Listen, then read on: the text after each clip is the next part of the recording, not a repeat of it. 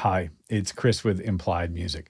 Epic music, scoring to picture or video games, calls for a slightly different approach to harmony, to chord progressions and chord interactions than we find in conventional songwriting.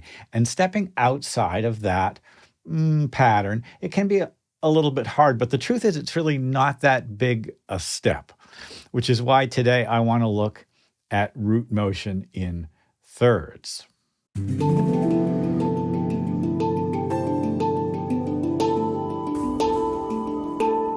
Well, first of all, I guess if this is the second or third video of mine that you've seen and you're getting something out of the channel and you're not subscribed, now's the time to subscribe. We're building a community of composers, producers who are interested in music theory ideas to support their own music making. I hope this is music theory for everyone.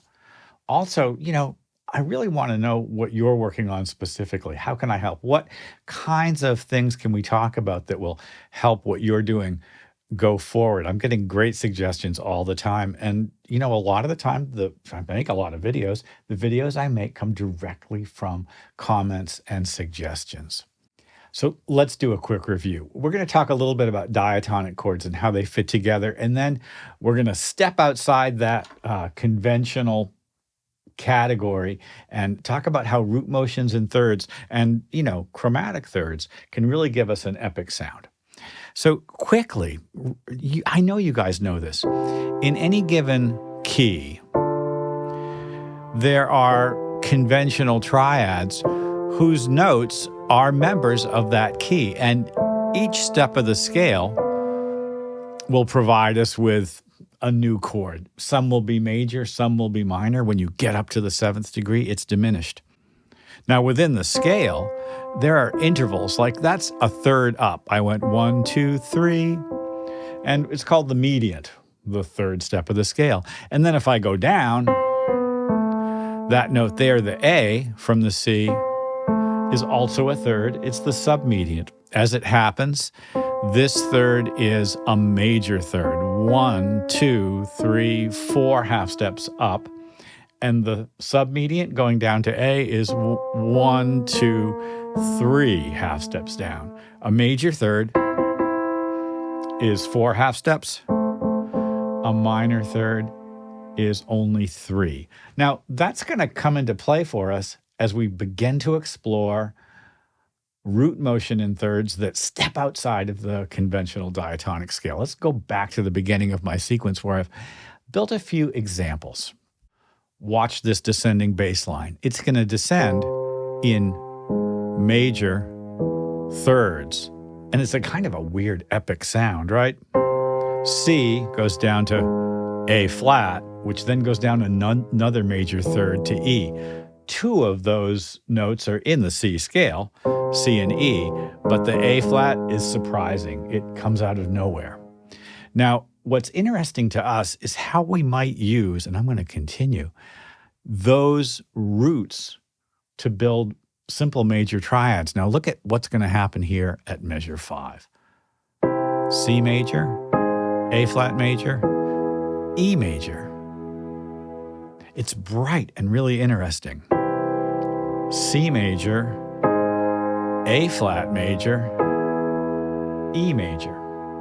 Now, there's no one key signature that contains any 2 of those 3 chords. And so each chord is surprising in its own right. And yet you've definitely heard this in film and television.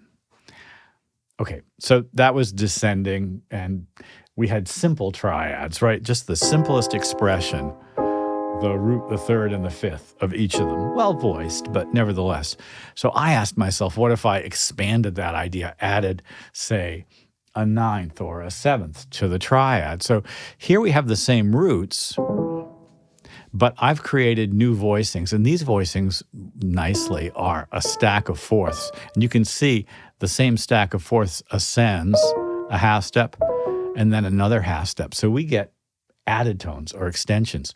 It's a great thick sound. Listen to this. It's the same chord progression with some added tones.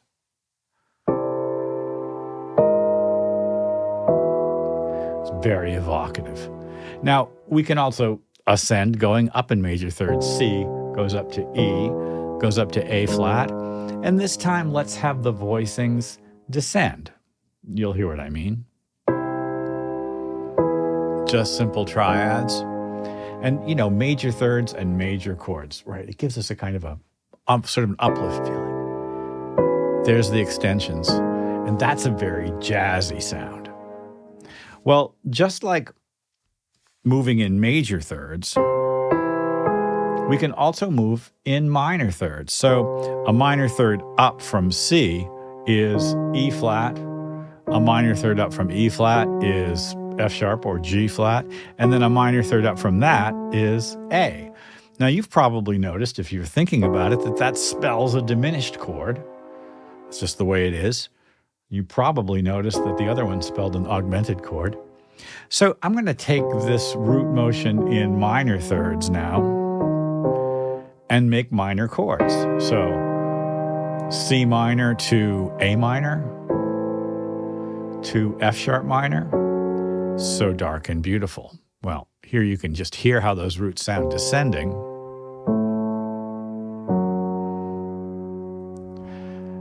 And then here's the simple version of the triads. And that's very dark night, isn't it? Now we're going to add some added tones, some ninths, some crunchy dissonances, and to my ear, I mean, that's just very, very satisfying. All right, let's go on. There are many ways to combine this type of thing. So root motion in major thirds, chord qualities, minor.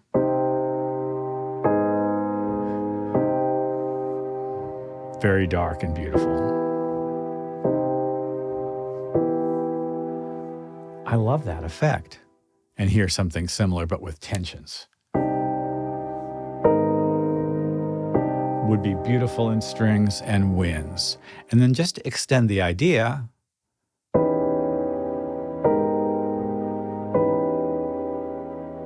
right?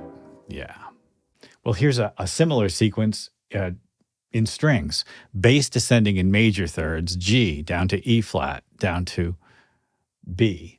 And well-voiced chords on the top, and easily just a minor G, and then a minor E flat, and then a minor B. Nothing really very special about it, no strong melody, but listen to how gorgeous this sounds with a little programming animation.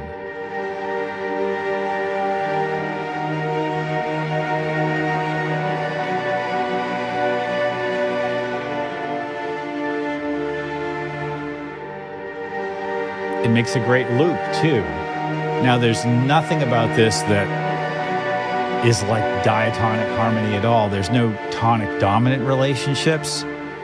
It floats sort of mysteriously, doesn't it?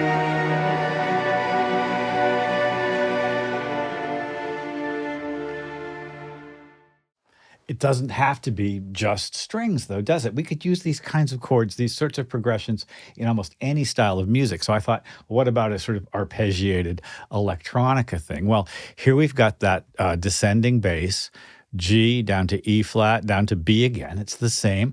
And the same types of chords on the top. We're using sort of surprising minor chords against the major descent in the bass.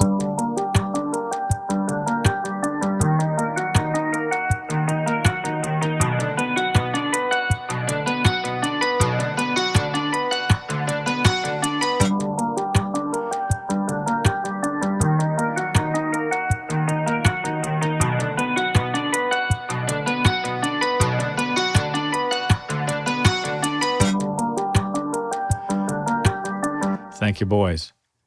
Listen, there's a whole set of music theories surrounding these ideas. You might want to explore, if you're interested in this sound, Neo-Riemannian Theory or the idea of the Tonnetz.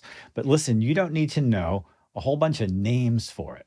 What if your roots, instead of moving in fourths and fifths like they conventionally do, or along the diatonic scale, what if they move in thirds? What if they move in chromatic thirds?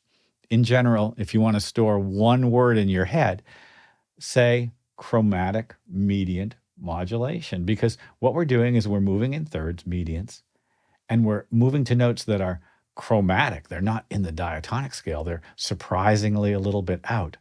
And when you do that, and when you voice your chords well, you get this effect. It's a powerful tool. It's not in the conventional diatonic system. You're going to cause all kinds of problems for your top line singer. They're going to go like, wait a minute, there's like only 2 notes that works with both of those chords. And you'll say, that's right, there's only 2. But there's something about those 2, right? When you get that suspension that sort of sails through both of those chords, it can be just really exciting. Well, hey, I hope this has been useful. Like and subscribe and ding the bell. You'll be notified when I do my videos. Let me know what you think about these ideas. I want to know what's up with you guys. So drop a comment into the comment section below the video here, and I'll see you next time.